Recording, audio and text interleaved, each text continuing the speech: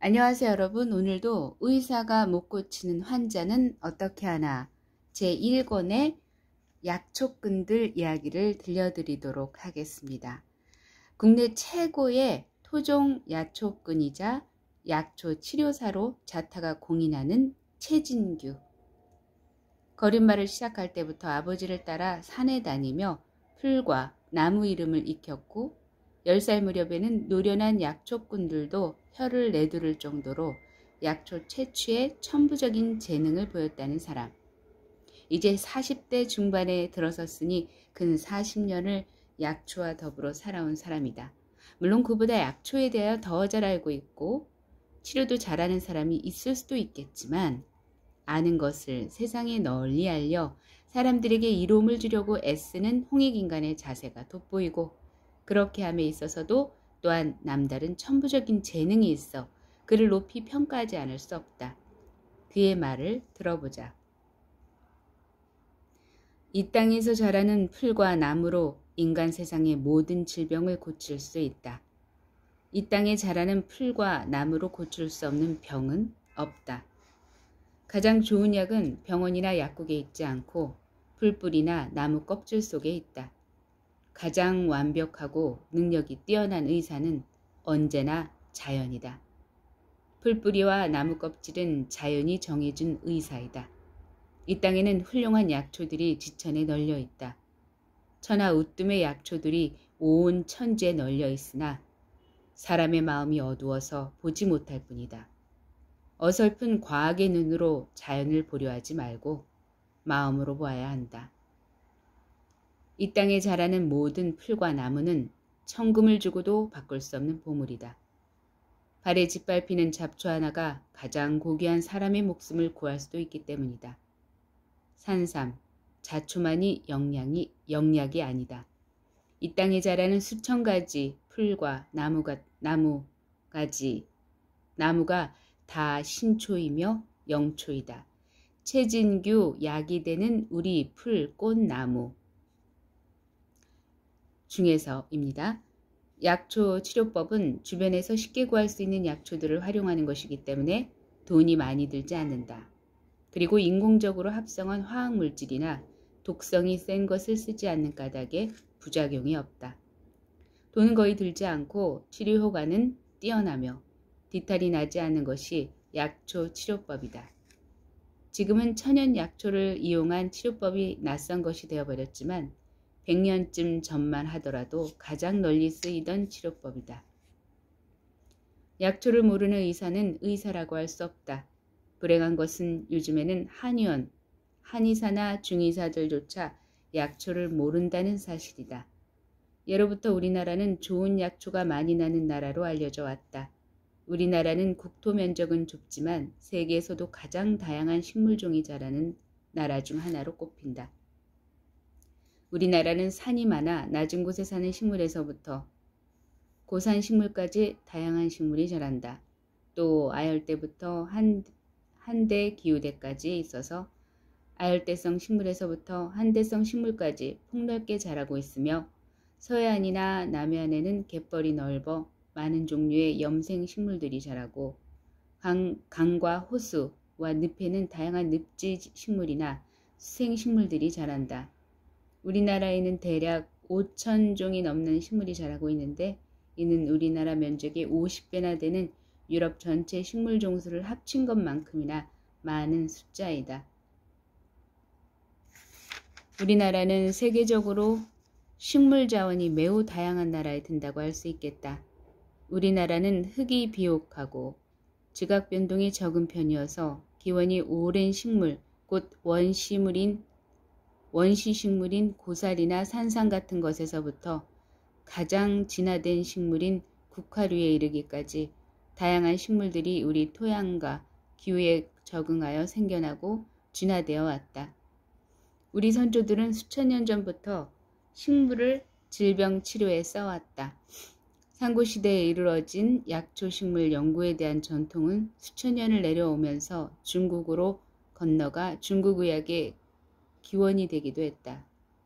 침이나 뜸 등 동양의술이라고 부르는 의술은 모두 처음 우리나라에서 생겨난 것이다. 우리나라는 세계적으로 우수한 약초 자원을 가진 나라이다. 우리나라에 나는 약초는 어느 것이든 약효와 품질이 세계에서 우뜸이다. 옛날부터 우리나라에서 나는 약초는 품질이 좋고 약효가 높기로 중국과 일본에 널리 알려졌다. 약초요법은 오랜 기간에 걸쳐서 축적된 경험의학이다. 일반적으로 약초요법은 대부분의 사람한테 써도 부작용이 거의 없고 쓰는 방법이 약간 틀려도 위험하지 않다.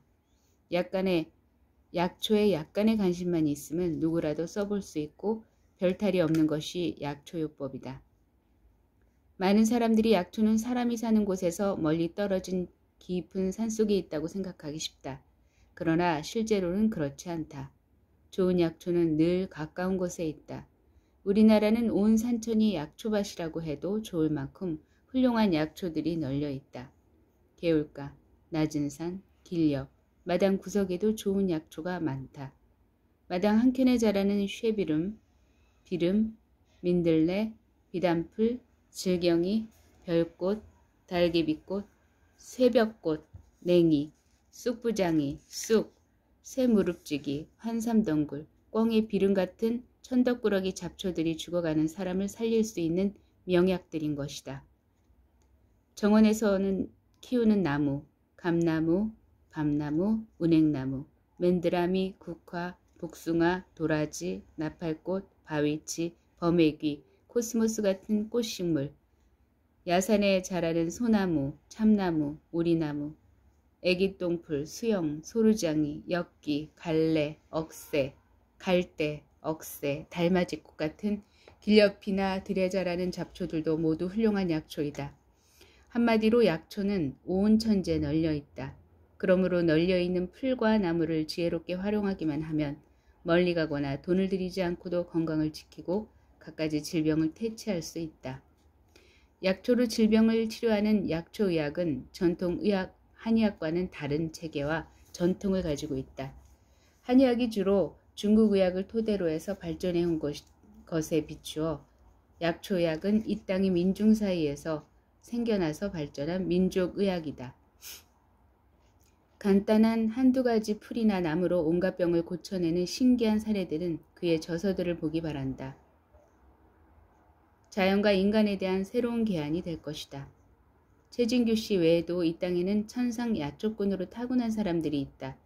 경기도 과천에 90세 가까운 할아버지가 있는데 평생을 산으로 다니면서 이 땅의 약초를 캐고 연구한 분이다. 한국에 사는 안 가본 데가 없고 좋은 산은 수십 번씩 다녔다. 많은 한의대 교수, 한의사 등이 그분에게 배우고 있다고 한다. 소백산에 100세도 넘은 노인이 살고 있는데 약초를 캐다가 가끔 장에 내려와 판다. 내가 친형님처럼 지내는 선배 한 분이 그 노인의 침 놓는 장면을 목격한 적이 있다고 한다. 어느 임산부가 출산의 고통에 시달리고 있는데 의사들이 와서 보고도 손을 쓰지 못하는 상황이었나 보다. 그 노인이 그 환자에게 침을 놓는데 손으로 침을 잡고 혈자리를 찾아서 꽂는 것이 아니라 허공에 침을 던져놓고 침이 혈자리를 찾아 날아가 꽂히도록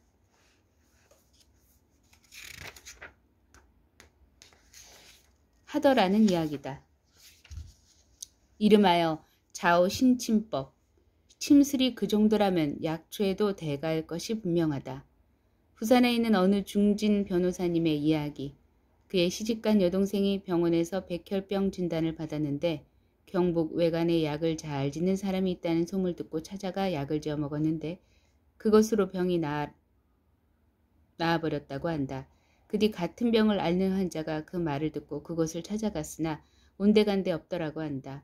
소문이 나자 무면허 의료행위로 처벌받을 위험을 피하여 다른 곳으로 옮겨간 것으로 짐작한다.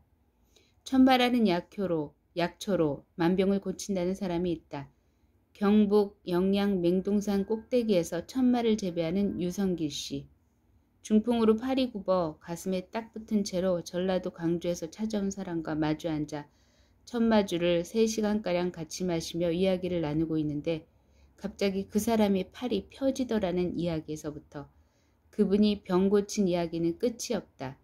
그 백미는 에이즈 환자 부부를 5쌍가량 고쳐주었다는 이야기다. 확인해 볼 요량으로 그 환자들이 연락처를 달라고 하여 받아두었는데 너무 중요한 개인의 비밀에 관한 것이고 시간도 없어 아직 확인해 보지 못하고 있다. 다만 첫 번째 에이즈 환자를 고친 이야기를 들어보니 그분의 말이 참말이라고 믿음이 갔다. 어느 날 20대 청년이 찾아왔는데 몸이 필라델피아라는 미국 에이즈 영화의 주연으로 나오는 톰 행크스인가 하는 배우처럼 검은 반점이 온몸에 날 정도의 에이즈 말기 환자더란다. 그자에게 천마를 날것으로 즙을 내어 먹이고 삶아서도 먹이고 술을 담아서도 먹이는 듯 온갖 방법으로 먹였더니 20여일 만에 외부적 증세가 다 없어지고 정상인으로 보이게 되었는데 어느 날 서울에 있는 집에 다녀오겠다고 하면서 간 후로는 소식이 끊어졌다고 한다. 치료비라도 달라고 할까 봐서 도망친 것으로 짐작된다. 유성길 씨에 관한 이야기는 최진규 씨가 쓴 발로 찾은 향토명이 라는 책에 잘 소개되어 있다.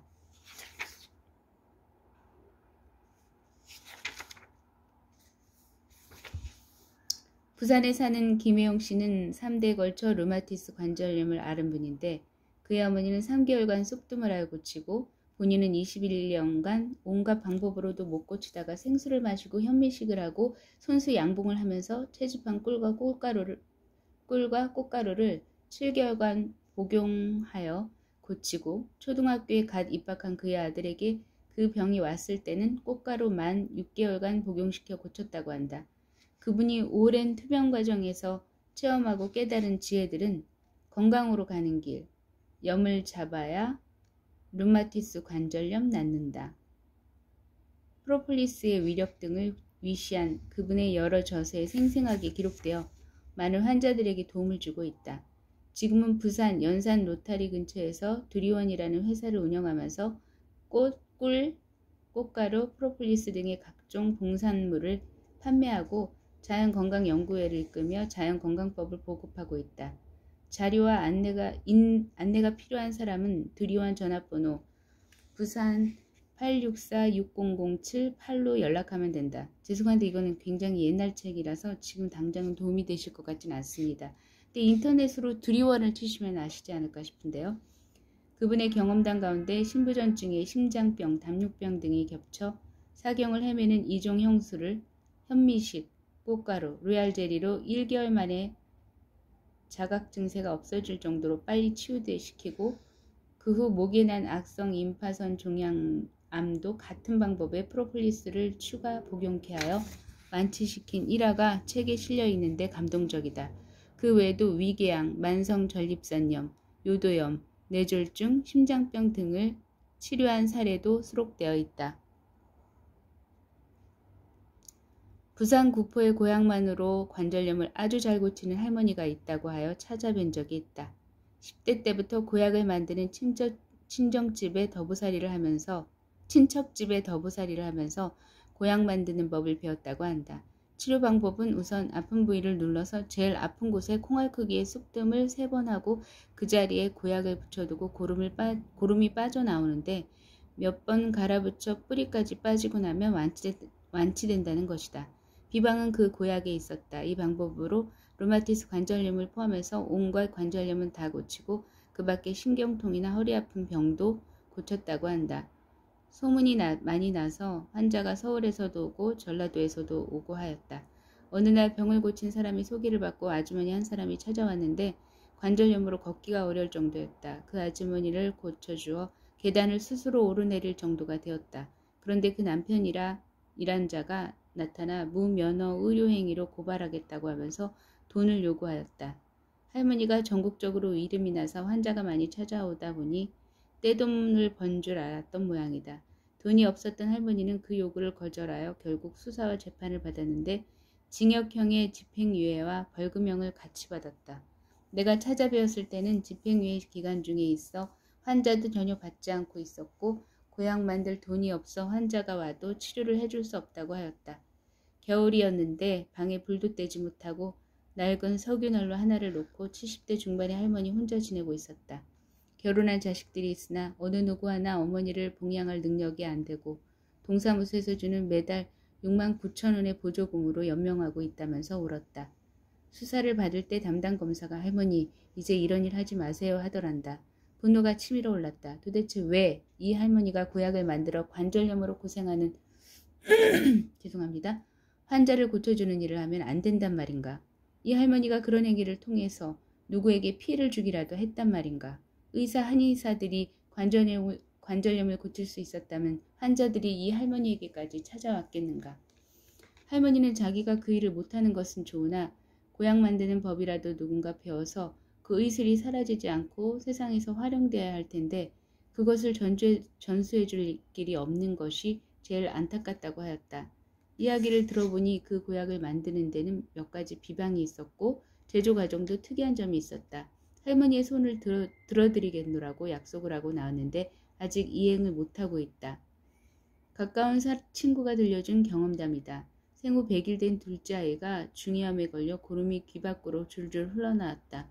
서울의 유명한 종합병원에서 보름간 치료를 받았으나 낫지 않았다.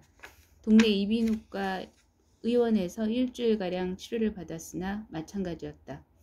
의사가 못 고치니 병원에 갈 이유가 없다고 생각한 친구는 무슨 참고할 만한 자료라도 없을까 싶어 집에 있는 책을 뒤지다가 단방 처방을 적어놓은 책 속에서 처방을 하나 발견했다. 귤 껍질을 말려서 태워 가루를 내어 사형과 함께 귀에 넣으면 된다는 것이었다. 수소문에서 사양을 구하여 그대로 하였다. 처음 가루를 아이 귀 속에 넣고 1시간 정도 지나자 고름이 멈추었다. 자기 전에 한 번 더 넣어주었는데 다음 날부터 고름이 나오지 않았다. 한 번 더 놓고 이틀쯤 지나 동네 의원에 가서 진찰을 해보니 나았다고 하더란다. 어느 만능치료사로부터 들은 이야기 하나. 대상포진이라는 병은 양의학, 소위 현대의학에서는 완치불능으로 선고해놓고 있는 병이다. 헤르페스라는 바이러스에 감염되어 생기는 병으로 현재까지는 아시클로버라는 항생제를 사용하면 증상을 잠재우기는 하나 저항력이 떨어지면 기회 있을 때마다 다시 재발한다. 그런데 이 병에는 우리나라 산에서 흔히 볼 수 있는 제피나무 열매의 기름을 먹고 바르면 통증 없이 완치되고 재발하지 않는다. 어느 은행의 부행장으로 재직하고 계신 선배님에게서 들은 이야기다. 그 선배의 부친께서 20년쯤 전에 인후암에 걸려 병원에 누워 있었는데 마침내 물도 못 삼킬 정도가 되었고 의사는 2, 3일을